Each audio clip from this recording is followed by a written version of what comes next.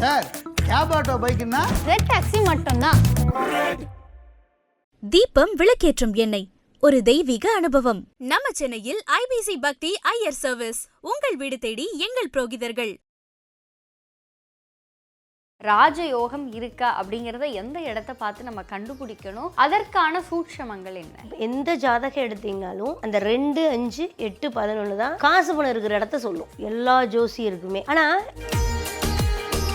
இந்த 4ஆம் பாவத்துக்கு வலு கொடுக்கும்போது 5ஆம் பாவம் அடி வாங்கும், 5ங்கிற சொத்து அடி வாங்கும், அல்லது புத்திரஸ்தானம் அடி வாங்கும். அப்போ பாபகிரகங்கள் இருந்து சுபகிரகங்கள் பார்த்துச்சு அப்படின்னா சூப்பரா இருக்கும் தசாபத்தியில. ஆனா வக்கரமாகுது, ராகு கேதுகள் அமருது, ஒன்றுக்கு மேற்பட்ட பாவிகள் பாக்குறாங்க அப்படின்னா நம்ம குடியிருக்கிற வாஸ்துவும் சரியா வராது. இல்லீகலாக சம்பாதிக்கிற விஷயம் எல்லாமே இந்த 8க்குள்ளே தான் நடக்கும். அதிர்ஷ்டத்தை நம்ம தேடக்கூடாது, அதுவாக நம்மளை தேடினா தான் அதுக்கு பேர் அதிர்ஷ்டம், இல்லைன்னா அது கஷ்டம். பிள்ளைகளுக்கு 8 தான் சொத்து. அப்போ இங்கே பாவகிரகம் உட்காந்தா பிள்ளைங்க அந்த சொத்தை அனுபவிக்க மாட்டாங்க. இதை விட கொடுமை, அனுபவிக்க உயிரோடையே இருக்க மாட்டாங்க அப்படின்லாம் வரும். இதில் சுக்கிரன்லாம் உள்ளே வந்து லக்னாதி தொடர்பு கொண்டதுன்னா அதிகமான காசில் ஒழுக்கக்கேடு கூட உள்ளே வந்துடும். ஆனால் இந்த தனஸ்தானங்களோடு லக்னாதிபதி சம்மந்தப்படும் போது காசு பணமே எங்கள் வீட்டில் தங்க மாட்டேங்குது, வறுமை தாண்டவம் ஆடுது அப்படின்னா வேப்ப நில தீபம் போடணும், ரேவதியில் இழுப்ப நில தீபம் போடணும். 2வது நாள், 3வது நாள் ரோஹிணி அன்னைக்கு கூட நெய்யில் தீபம் போட்டு 6 நாள் கூட கொண்டு வரலாம். கொண்டு வந்து ஆத்திரியாக இருந்தாலும் வீட்லேயே இருந்தாலும் ஆடி மாதத்தன்னைக்கு ஒரு 5 கன்னி பெண்களை உட்கார வச்சு, சின்ன குழந்தைகளை உட்கார வச்சு பாத பூஜை பண்ணி அதுக்கு பொட்டு வச்சு ஒரு பூவை போட்டு. ஐபிசி பக்தி நேயர்கள் அனைவருக்கும் அன்பு வணக்கம். இன்னைக்கு நம்ம கூட ஜோதிடம் மற்றும் ஆன்மீகம் சார்ந்த பல தகவல்களை பகிர்ந்து கொள்வதற்காக ஜோதிடர் மணிமேகலை மேம் நம்ம கூட இணைந்திருக்கிறார்கள். மேம் வணக்கம். ஐபிசி பக்தி நேயர்கள் அனைவருக்கும் கரூர் மணிமேகலையின் அன்பான வணக்கம். பொதுவாக எல்லாருடைய மிகப்பெரிய ஆசை என்ன அப்படின்னா பொருளாதார மேம்பாடு அப்படிங்கிறது நமக்கு இருக்கணும் அப்படிங்கிறது தான். காசு பணம் சேரணும், எனக்கும் ஒரு கோடீஸ்வர யோகம் வேணும் அப்படிங்கிறதா எல்லாருடைய பெரிய எதிர்பார்ப்பாகவும் இருக்கு. ஜாதகம்னு சொல்லி எடுக்கும் பொழுது இவங்களுக்கு கோடீஸ்வர யோகம் இருக்கா, ராஜ யோகம் இருக்கா அப்படிங்கிறத எந்த இடத்த பார்த்து நம்ம கண்டுபிடிக்கணும்? அதற்கான சூட்சமங்கள் என்ன? இப்போது ஜோதிடத்தில் வந்துடா 1, 4, 7, 10ங்கிறது வந்து கேந்திரம்னு சொல்லுவாங்க. 4ங்கிறது அவனுடைய வண்டி வாகன வசதி சொத்து, 7ங்கிறது அவனுடைய மனைவி, வெளி உலகங்கள் அவனை மதிக்கக்கூடியது, அவன் காட்டக்கூடியது பார்ட்னர்ஷிப்பு, 10ங்கிறது அவன் செய்கிற ஜீவனம், அடுத்த தலைமுறைக்கு கொண்டுட்டு போகிற இவன் எதன் ரீதியாக சம்பாரிச்சான் அப்படின்னு சொல்லக்கூடியது அந்த ஜீவனம், கருமா அப்படிங்கிறது 10. அப்போ அதை அனுபவிக்கிறது லக்னாதிபதி என்ன பண்ண போகிறான். இப்போ 1, 4, 7, 10 இருந்தால் மெயினாக காசு பணத்தை டிசைட் பண்ணுற இடம். அதற்கு தனஸ்தானம்னு சொல்லக்கூடிய இடம் தான் காசு பணம் இருக்கிற இடம். அப்போ லக்னம் அப்படின்னா லக்னம் அடுத்து எந்த இடத்த நோக்கி போகிறான்னா சின்ன வயசில் கல்வியை நோக்கி போகிறான். 2ஆம் பாவம் கல்வி, குடும்பம், தனம், வாக்கு. அப்போ அந்த 2 சின்ன வயசில் கல்விக்கு போகுது, அதுக்கடுத்து குடும்பம், அதுக்கடுத்து காசு பணம், அப்படி போயிடுது. அப்போது இந்த 2 4ஆம் இடத்துக்கு 2, 5, 7ஆம் இடத்துக்கு 2, 8, 10ஆம் இடத்துக்கு 2, 11 இல்லையா? அப்போ 2, 5, 8, 11ன்றது தான் ஜோதிடத்தில் நம்ம பாரம்பரிய விஷயத்தில் தனபாவமாக டிசைட் பண்ணி வச்சுருக்காங்க. எங்கே நீ எந்த ஜாதகம் எடுத்தீங்கனாலும் அந்த 2, 5, 8, 11 தான் காசு பணம் இருக்கிற இடத்த சொல்லும் எல்லா ஜோசியருக்குமே. ஆனால் மக்கள் வந்து எடுக்கும்போது என்னன்றான்னா இந்த எந்த இடத்துல உட்காந்து திசை நடத்தினாலும் காசு பணம் கிடைக்குமா அப்படிங்கிற மாதிரி தான் ஒரு விஷயத்துக்கு வர்றாங்க. இப்போது இந்த கேந்திர பாவங்கள் கெடுது அப்படின்னாலும் சரி, இந்த தனஸ்தானம் அடி வாங்கும். எப்போவுமே ஒரு பாவம் வேலை செய்யுது மீன்ஸ்னா ஒரு இடத்துல உட்காந்து ஒரு கிரகம் திசை நடத்துதுன்னு வச்சுக்கோ. இப்போ 4ஆம் இடத்துல ஒரு கிரகம் உட்காந்து திசை நடத்துச்சுன்னா நீ நல்ல சொத்து மேலே சொத்து சம்பாதிக்கிறீங்க, வண்டி வாகனங்கள் லக்ஸரியாக எடுக்கிறீங்க, ஒரு கார் இருக்க 4 கார் எடுப்பாங்க பார்த்துருக்கீங்களா? இதெல்லாம் ட்ராவல்ஸ் சம்மந்தப்பட்டது, வீடு வாசல் அப்பார்ட்மெண்ட்டாக கட்டுறது. இந்த 4ஆம் பாவத்துக்கு வலு கொடுக்கும்போது 5ஆம் பாவம் அடி வாங்கும், 5ங்கிற சொத்து அடி வாங்கும், அல்லது புத்திரஸ்தானம் அடி வாங்கும். இது ஒரு விஷயம். அப்போது அதனால தான் சொல்கிறாங்க 4ங்கிற சுகஸ்தானம், வீடு வாசல் நம்ம சரியான முறையில் அமைச்சு உட்காரல அப்படின்னா புத்திரஸ்தானம் ஜென்ரேஷன் அடுத்த ஜென்ரேஷன் பாதிக்குமா. அப்போ அது வாஸ்துல உள்ள வரும். அப்போ நம்ம சரியான ஒரு சூழலில் சரியான ஒரு இடத்துல நம்ம குடும்பம் நடத்துறது, குழந்தை பெற்றுக்கிறது, வாழ்வாதாரம் சரியாக இல்லைன்னா, வாஸ்துப்படி வீடு இல்லை அப்படின்னா, அதுக்கு அடுத்த பாவம் முந்தைய பாவம் அடி வாங்குமா. அப்போ நம்ம வாரிசுக்கு அது போகாதான். இப்போ தனஸ்தானம் அப்படின்னு சொல்லக்கூடிய 2 பார்ப்போம்ல, லக்னாதிபதிக்கு 2. அப்போ நம்ம ஒழுங்காக இருந்தால் தான், லக்னம்ங்கிறது நம்ம தானே, நம்ம லக்ன பாவம்ங்கிறது நம்ம கரெக்டான சிந்தனையில் இருந்தால் தனம், கல்வி, குடும்பம் எல்லாமே ஒழுங்காக அமையுங்கிறான். இந்த 2ங்கிறது குடும்பத்துக்காக சம்பாதிக்கிறது, குடும்பத்தில் இருக்கிற நபர்களுக்காக சம்பாதிக்கிறது. அப்போ இது என்னென்னா தேவைக்கு.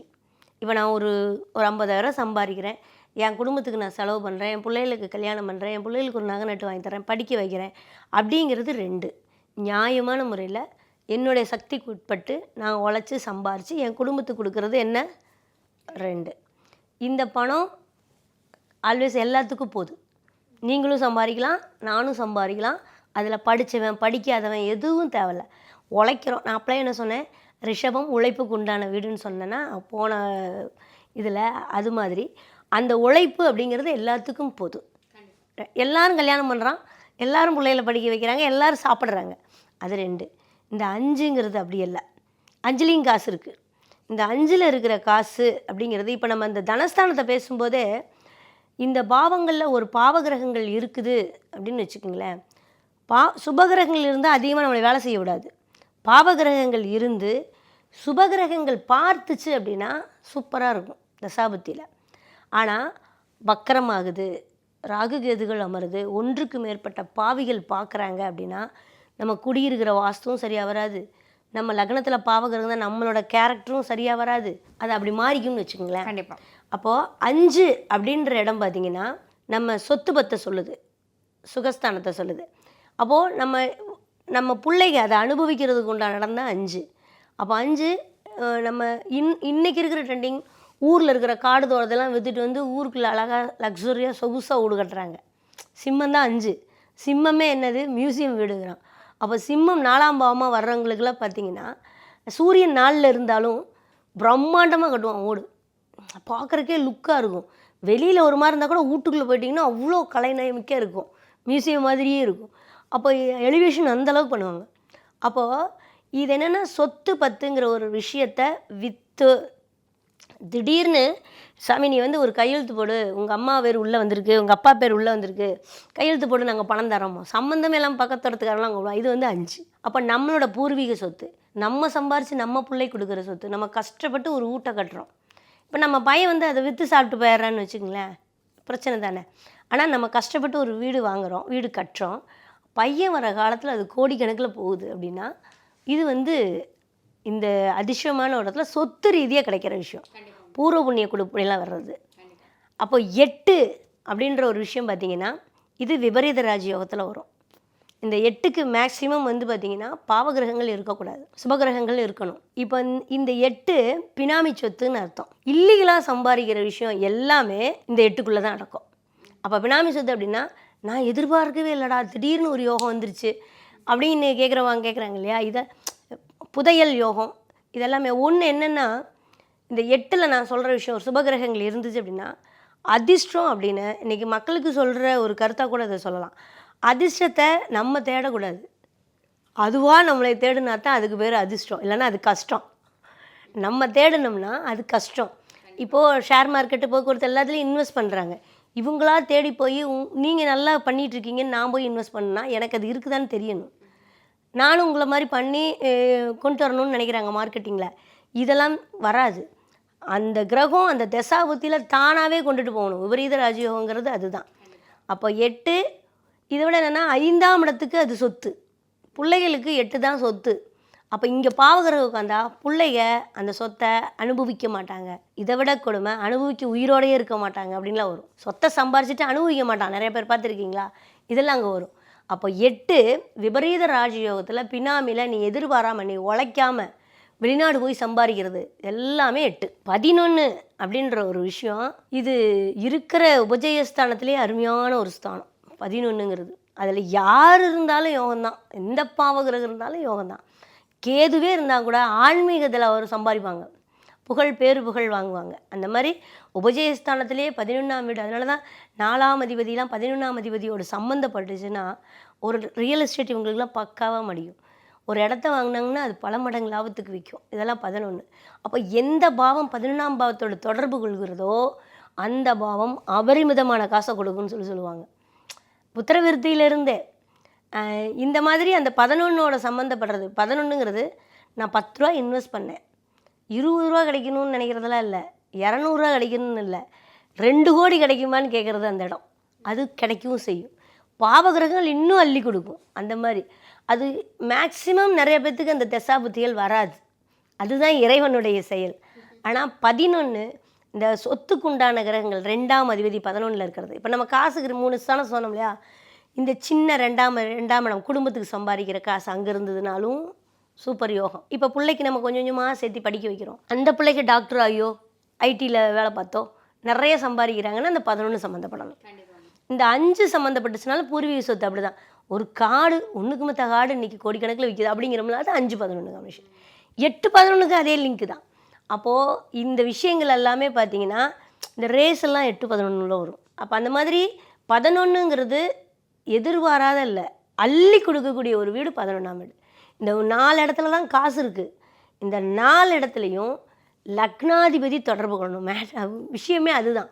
2ஆம் அதிபதியோடு லக்னாதிபதி தொடர்பு கொள்கிறாரா, 5ஆம் அதிபதியோடு லக்னாதிபதி தொடர்பு கொள்கிறாரா, 8ஆம் அதிபதியோடு லக்னாதிபதி தொடர்பு கொள்கிறாரா, 11ஆம் அதிபதியோடு லக்னாதிபதி தொடர்பு கொள்கிறாரான்னு பார்த்துட்டோம்னா, இதில் சுக்கிரன்லாம் உள்ளே வந்து லக்னாதிபதி தொடர்பு கொள்ளுதுன்னா அதிகமான காசில் ஒழுக்கக்கேடு கூட உள்ளே வந்துடும்.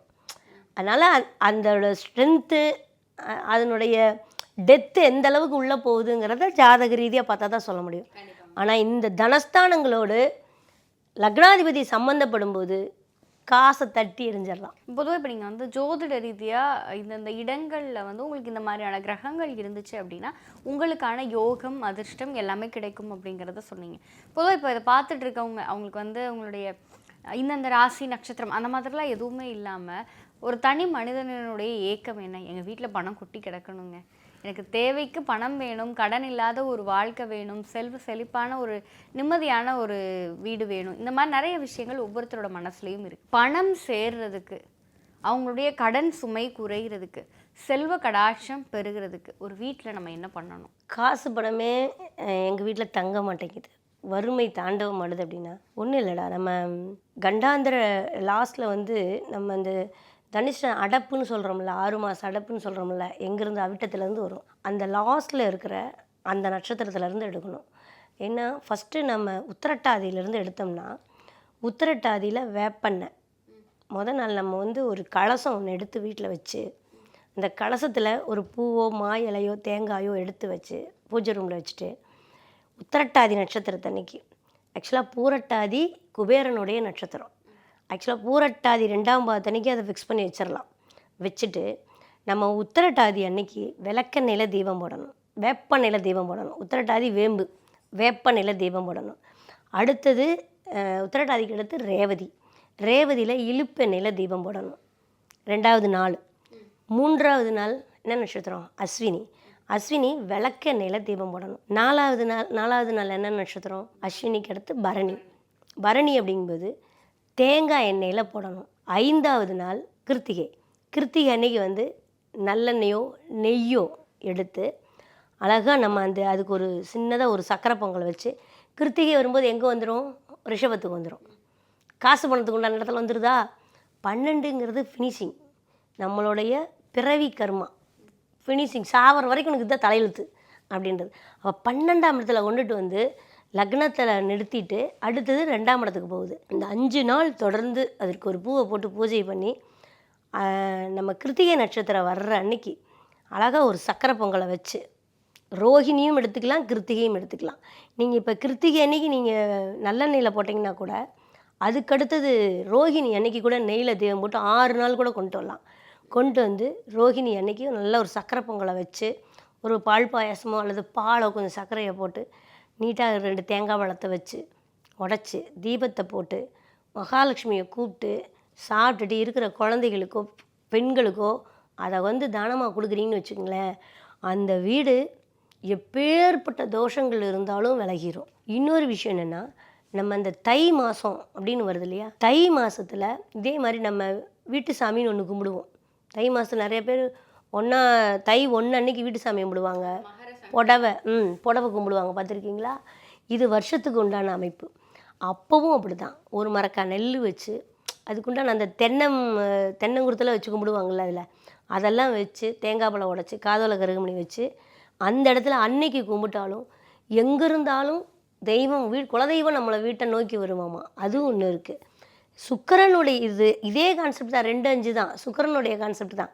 இப்போ நீ 5ஆம் இடத்துல இருக்கிற பூர நட்சத்திரத்தை எடுக்கும்போது பார்த்தீங்கன்னா, ஆடி மாதத்தில் கன்னியாயிக்குன்னு சொல்லி ஆற்றுல, காவிரி ஆற்றுலாம் அப்போ வெள்ளம் போவோம், ஆடிப்பெருக்கு அன்னைக்கு ஒரு 5 குழந்தைகளை ஆற்றுலையாக இருந்தாலும் வீட்லேயாக இருந்தாலும் ஆடி மாதத்தன்னைக்கு ஒரு 5 கன்னி பெண்களை உட்கார வச்சு, சின்ன குழந்தைகளை உட்கார வச்சு பாத பூஜை பண்ணி அதுக்கு பொட்டு வச்சு ஒரு பூவை போட்டு அவங்களுக்கு தேவையான ஒரு ட்ரெஸ்ஸு.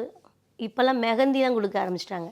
வளையல், மெஹந்தி, பொட்டு இதெல்லாம் கொடுத்தோம்னா அதுவும் அந்த அந்த பிள்ளைங்க ஆசீர்வாதம் பண்ணணும். பூவை கையில் கொடுத்து நம்ம காலில் விழுந்து கும்பிடும்போது அவங்க போட்டாங்கன்னா எப்பேற்பட்ட சுக்கிரனுடைய தோஷம் இருந்தாலும், கல்யாணம் ஆகலைனாலும், குழந்தை இல்லைனாலும், காசு பணம் இல்லைனாலும் ஆட்டோமேட்டிக்காக இது கிடைக்கும். ஆனால் பொதுவாக நம்மளோட வயசில் சின்னவங்க காலில் விழுந்தோம் அப்படின்னு சொன்னால் அது ஆகாதுன்ற மாதிரி நிறைய விஷயம். அதுக்கு தான் குழந்தையும் தெய்வமும் ஒன்றுன்னு சொல்லியிருக்காங்களா இல்லையா? இப்போ நம்ம கன்னிமாருன்னு எடுப்போம், கன்னிமார் அந்த காலகட்டங்களோட. இப்போ நாங்களாம் சின்ன பிள்ளையா இருந்தப்போ ஸ்வீட்டாக சுக்கிரனுக்கு கும்பிடணும், கல்யாணம் ஆகணும், ஆடு மாடு நல்லா இருக்கணும் அப்படின்னு எடுக்கும்போது நேராக கன்னிமாருக்கு தான் போவோம். இப்போது கன்னிமாரெல்லாம் மறைச்சிட்டு இப்போ நேரடியாக ஸ்ட்ரைட்டாக பிள்ளைகளை 70 குழந்தை நிற்க வச்சுட்டாங்கல்ல, ஸ்ட்ரைட்டாக உயிரோடு இருக்கிற தெய்வங்களை வர ஆரம்பிச்சிட்டாங்க. அதனால் இப்போ இது வழிபாடாக போகுதுன்னு வச்சுக்கங்களேன். கிராமப்புறங்களுக்கு அது ஓகே. டவுனில் இருக்கிறவங்களுக்கு கன்னிமார் வர்றது இல்லையா? கன்னிமார் கருப்பணசாமியெல்லாம் இங்கே எங்கே இருக்குது? சென்னையிலலாம். அப்படி இருக்கும்போது இப்போ பிள்ளைகளை நிற்க வச்சு பண்ணிக்குவாங்க. பணம் சேரணும் அப்படின்னா ஜோதிட ரீதியாக என்ன மாதிரியான தடைகள் இருக்குது? அதுக்கு நம்ம எந்தெந்த இடங்களை உற்று நோக்கி கவனிக்கணும்? பணம் பெருகுவதற்கும் பொருளாதார மேம்பாடு அடைகிறதுக்கும் செல்வ கடாட்சம் பெறுகிறதுக்கும் என்ன மாதிரியான வழிபாட்டு முறைகள் செய்யணும் அப்படிங்கிறத எங்களோடும் எங்கள் நேயர்களோடும் பகிர்ந்துருக்கீங்க. நிச்சயம் இது பார்க்கிற நேயர்களுக்கும் பல பயனுள்ள தகவல்களை கொண்டு போய் சேர்க்க நம்பிக்கை எங்களுக்கு இருக்குது. உங்களுடைய இந்த நேர்காணலுக்கும் நீங்கள் எங்களோட பகிர்ந்து கொண்ட தகவல்களுக்கும் நன்றி மேம். தேங்க்யூ.